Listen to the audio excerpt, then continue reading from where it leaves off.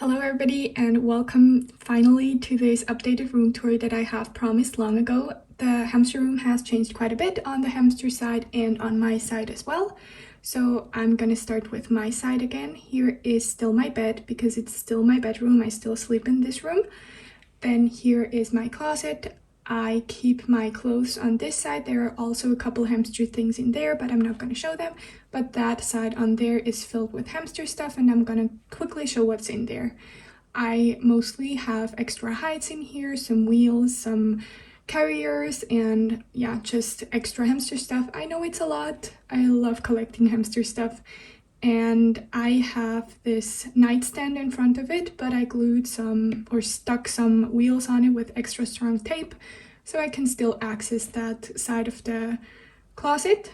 Then I also have some drawers under the bed. There are a couple hamster things in there, not going to show them either. Then first big change is I have an enclosure more. This is my hybrid dwarf hamster Lilia's enclosure, and if you have watched my previous videos, I have done quite a lot of videos on this enclosure. And then here on top I have some pictures. Really do need to update this because I do not have a single picture of Bobby up there. And I have these drawers under Lilia's enclosure, and I'm going to quickly show you what's in them. First, I have this decorational drawer.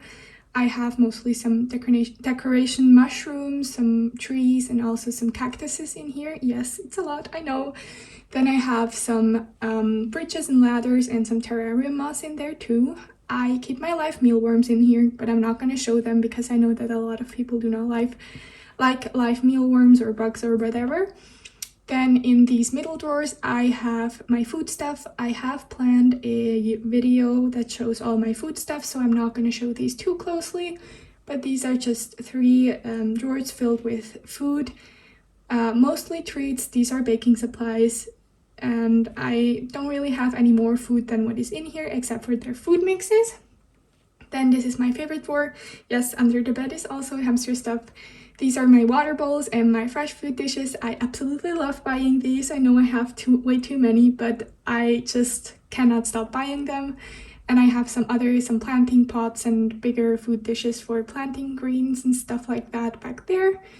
Then in this middle drawer, I have my baking supplies, mostly silicone molds, some cookie cutters, and some Timothy grass and canary grass for decoration in the enclosures. Then I also have some nesting material and nail clippers in here. And this bottom drawer is just some random bits and bobs, some cleaning supplies, some brushes, some sieves, and my disinfectants on the right side. And in the back, there's really just random, mostly not totally hamster related stuff. So this is the enclosure again. To overview, I have, as I said, done a lot of videos on this, but I might do some cage tours of all enclosures soon. Then here is my desk, and this is Nea's enclosure, my Syrian hamster, and this enclosure goes all the way back.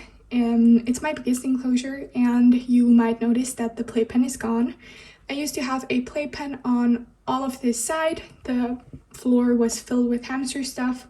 I have since gotten rid of the playpen since the last video. Because Nea didn't really use it all that much. For months she literally just used one wheel, and it was just getting too much for me. I hated cleaning it. I just didn't have time. It was stressing me out.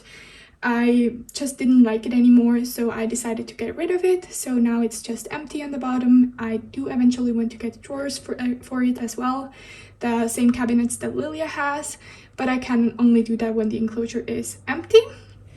And here you can see that the enclosure runs along that side as well. And then I have this shelf with Frank, my spider plant, and some non-hamster related stuff.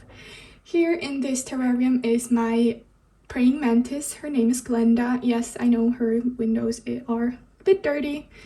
Then under here, I also have some extra wheels that I kept in the playpen. So these things are just stored under the enclosures because I do not have any other space to put them, but I really do want to get cabinets for under the enclosure so I can put these away more neatly.